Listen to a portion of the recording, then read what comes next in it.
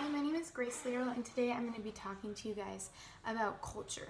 So first we're going to see what is culture, what does it mean, and then we're going to see what it's made up of, and I'm going to give you guys three specific things that make up culture and define them and give examples so that we're better able to understand them. So first, what does culture mean? Culture comes from the Latin root word agriculture, as we learned in class, which means to cultivate. So one might say that culture is kind of a cultivation, a development of particular people groups or territories, each different from each other. And then in class we talked about what makes up culture. And I think that the definition really hit the nail on the head. It said culture is made up of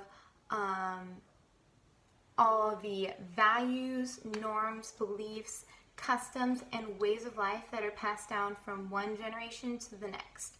So I think that that is really a good definition. We're able to understand what culture is made up of, and I think that it really highlights three specific things: the different values, norms, and beliefs. And now that we've defined culture and kind of know what it's made up of, I want to dive a little deeper and talk about these three specific things that make up culture, which are the values, norms, and beliefs.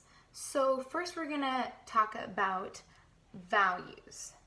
Values are specific to each culture. They're close-held ideas about what's proper, what's improper, and the ideas that we hold to that set moral standards. So as I said, values are different from culture to culture.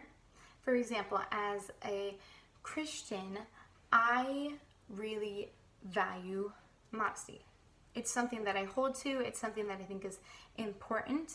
And when I go to Brazil, I see that they might value modesty, but it's expressed in a different way. The way that they value modesty is different than my value of modesty. Like what they might think is modest, I would think is immodest, because it's a different culture and because that value has been passed down differently between my culture and my Brazilian fellow Christian, their culture, and what they assume to be modest. So that's just one example. And next we had norms. So norms are rules or structures that can be formal or informal. For example, we have laws. These are structured, specific, and formal. And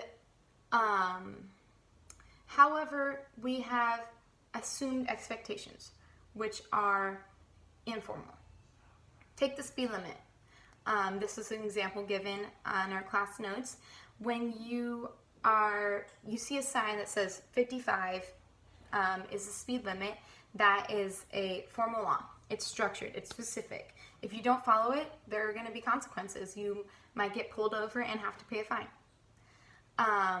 But on the other hand, we have giving up your seat to someone on the bus that is elderly or a pregnant woman. That is assumed or informal norm. It's not something that you will get punished for if you don't do it, but it's something that we just assume people will do. Another example would be giving someone a handshake when you first meet them. That is an assumed norm. We expect people to kind of introduce themselves and give a handshake. Of course, that's specific to my culture. I know in Brazil, when I meet new people, it's a kiss on the cheek. So we have kind of that cultural difference again. Those are just a few examples of norms and formal and informal. And lastly, we have beliefs. So beliefs are our perception of what is real and what is fake, as well as what we think is important based on what's been taught to us as we've grown up. Beliefs can be both political and religious, and they can mean several different things. They can mean a trust or confidence, a expectation or judgment or opinion. So one example of belief is faith in God, and that belief is expressed through prayer to that God. So here we have a belief and an expression of belief, and different beliefs are expressed in different ways across different cultures. So again, we have that cultural differentiation. Beliefs can be both personal and cultural, and different cultures, again, abide to different beliefs about the world about them, around them, about politics, about spirituality. I hope that you were able to learn a little bit about culture and really what makes up culture and what it means. Thank you.